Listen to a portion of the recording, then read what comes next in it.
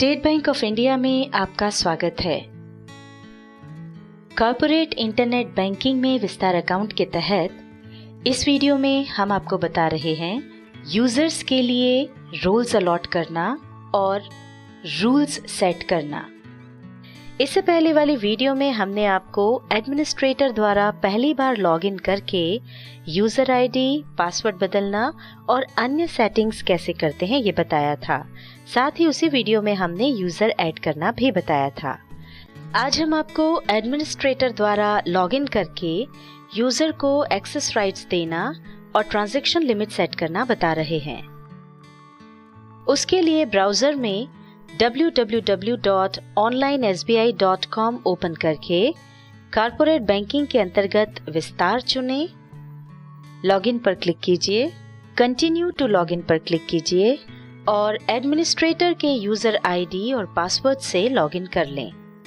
Login करते ही manage roles वाला टैब दिखाई पड़ता है।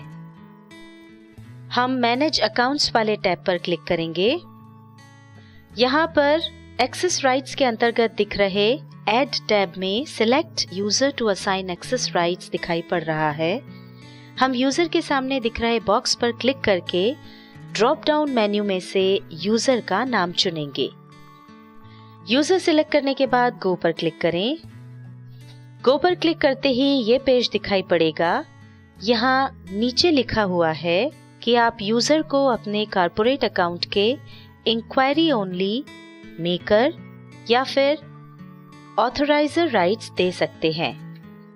आइए हम इन तीनों ऑप्शंस को एक एक करके समझ लेते हैं। इंक्वायरी ओनली, इसमें यूजर एडमिनिस्ट्रेटर द्वारा मैप्ड अकाउंट के स्टेटमेंट्स देख सकता है या डाउनलोड कर सकता है। मेकर, ये लेन देन के निर्माता होते हैं। ऑथराइजर, यह मेकर द्वारा बनाए गए लेन देन को अधिकृत करते हैं।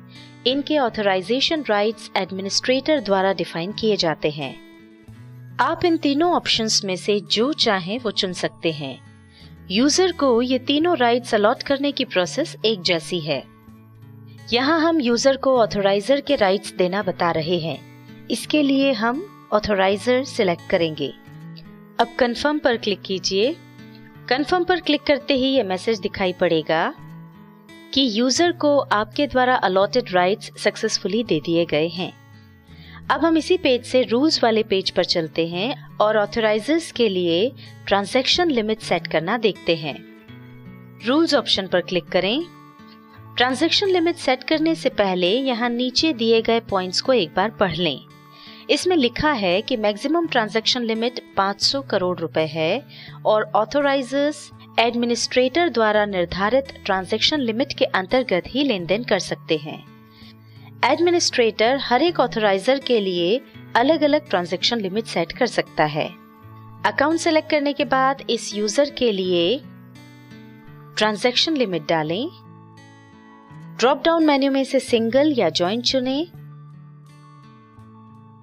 यदि आप चाहते हैं कि एक ही यूजर ट्रांजैक्शन को ऑथराइज करे तो यहाँ सिंगल ऑप्शन चुनें और यदि आप चाहते हैं कि 2 यूजर्स मिलकर ट्रांजैक्शन को ऑथराइज करें तो यहाँ जॉइंट ऑप्शन चुनें।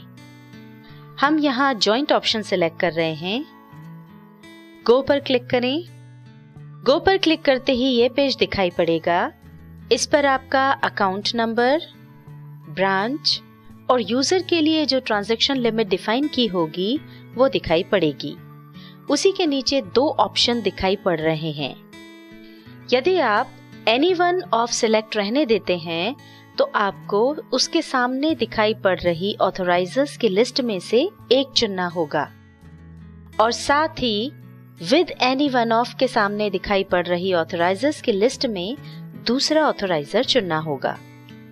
और यदि आप एनी टू ऑफ सिलेक्ट करते हैं तो उसके सामने दिखाई पड़ रही लिस्ट में से कोई 2 ऑथराइजर सिलेक्ट करने होंगे।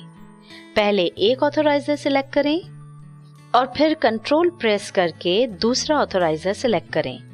हम पहले ऑप्शन मतलब एनी वन ऑफ सिलेक्ट करके 2 ऑथराइजर सिलेक्ट कर रहे हैं।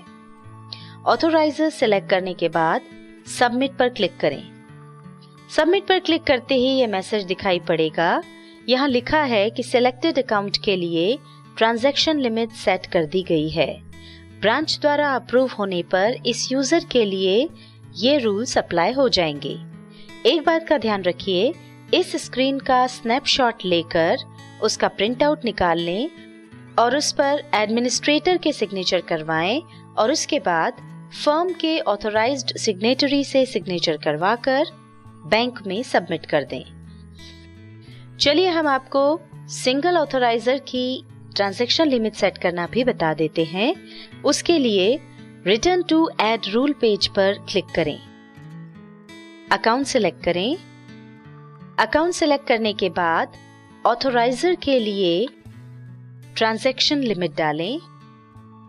ऑथराइजेशन टाइप के सामने दिख रहे बॉक्स पर क्लिक करके ड्रॉप डाउन मेन्यू में से सिंगल चुनें, फिर गो पर क्लिक करें और एनी वन ऑफ के सामने दिख रहे बॉक्स में से ऑथराइजर सिलेक्ट करके सबमिट पर क्लिक करें। क्लिक करते ही कंफर्मेशन वाली स्क्रीन आएगी, उसका स्नैपशॉट लेकर प्रिंट आउट निकाल लें और उस पर एडमिनिस्ट्रेटर के सिग्नेचर करवाएं और उसके बाद फर्म के ऑथराइज्ड सिग्नेटरी से सिग्नेचर करवाकर बैंक में सबमिट कर दें।